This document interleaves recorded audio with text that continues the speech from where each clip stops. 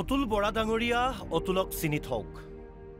অতুলক আপুনিও জানি লওক কেশৱ মহন্ত ডাঙৰীয়া। যেতিয়া বিপৰ্যয় আহিব অতুললৈ মনত পেলাব। হতাশাৰ সময়ত আশাৰ সঞ্চাৰ কৰিব অতুলৰ আদৰ্শই।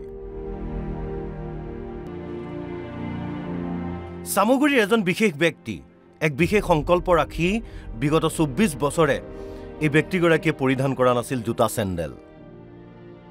চামগুৰিৰ ব্যক্তিজনৰ নাম অতুল দেৱনাথ। ২৪ বছৰ ধৰি অতুলে পিন্ধা নাছিল জোতা চেণ্ডেল। এটা ৰাজনৈতিক দলৰ প্ৰতি থকা আনুগত্যৰ অনন্য নিদৰ্শন দাঙি ধৰি অৱশেষত জোতা চেণ্ডেল নিপিন্ধাৰ সংকল্প পৰিহাৰ কৰিলে চামগুৰিৰ খলিহামাৰীৰ অতুল দেৱনাথে। এসময়ত অগপৰ অভেদ্য দুৰ্গ চামগুৰি বিধানসভা সমষ্টিত অগপক প্ৰতিদ্বন্দ্বিতা কৰি অসম বিধানসভালৈ নিৰ্বাচিত হোৱা অতুল শৰ্মাই ২০০১ চনৰ বিধানসভাৰ নিৰ্বাচনত পৰাজয় বৰণ কৰিছিল আৰু নেতাগৰাকীৰ পৰাজয়ত শোকত ব্যথিত হৈ পৰিছিল দলটোৰ অক্লান্ত সৈনিক অতুল দেৱনাথ। সমষ্টিটোৰ কুসুমতলী পঞ্চায়তৰ খলিহামাৰী গাঁৱৰ নিবাসী অতুল দেৱনাথে চামগুৰি বিধানসভা সমষ্টিত দলে পুনৰ নিজৰ দখললৈ আনিব নোৱাৰা পৰ্যন্ত চেণ্ডেল জোতা পৰিধান নকৰাৰ সংকল্প গ্ৰহণ কৰিছিল। তেনেকৈ জোতা চেণ্ডেল নিপিন্ধাকৈ প্ৰায় ২.৫ দশক নিজৰ সংকল্পত স্থিৰ হৈ থাকিল অতুল দেৱনাথ। শেহতীয়াকৈ সমষ্টিটোৰ উপ নিৰ্বাচনত মিত্ৰজোঁটৰ প্ৰাৰ্থী দীপ্লুৰঞ্জন শৰ্মাই চামগুৰি বিধানসভা সমষ্টিত বিজয় সাব্যস্ত কৰাত অতুল দেৱনাথে জোতা চেণ্ডেল পৰিধান কৰি তেওঁৰ সংকল্প পৰিহাৰ কৰে।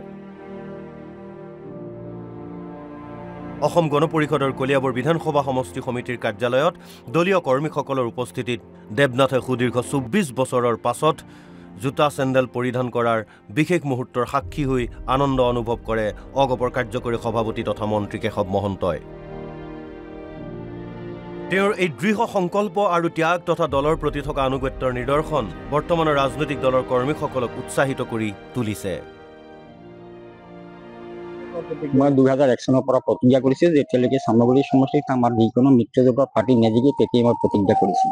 এতিয়া বৰ্তমানে আমাৰ চামগুৰি সমষ্টিৰ বিধায়ক দীপ্লুৰঞ্জন শৰ্মা যেতিয়া জিকিছে মিত্ৰজোঁটত, তেতিয়াই মোৰ প্ৰতিজ্ঞাটো পূৰণ হৈছে। এই প্ৰতিজ্ঞাটো পূৰণ যোৱাকালি আমাৰ মন্ত্ৰী কেশৱ মহন্ত ডাঙৰীয়াই মোক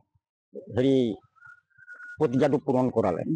হাৰাৰ পিছত তাৰপিছত যেতিয়া প্ৰাক্তন মুখ্যমন্ত্ৰী প্ৰফুল্ল কুমাৰ মহন্ত যেতিয়া হাৰি গ'ল, হাৰাৰ পিছত আমাৰ এজিপিৰ ওপৰত বহুত অত্যাচাৰ কৰিছে।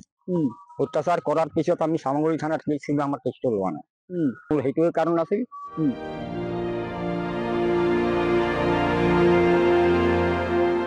চামগুৰিৰ পৰা অভিজিত বৰাৰ ৰিপৰ্ট, NB নিউজ।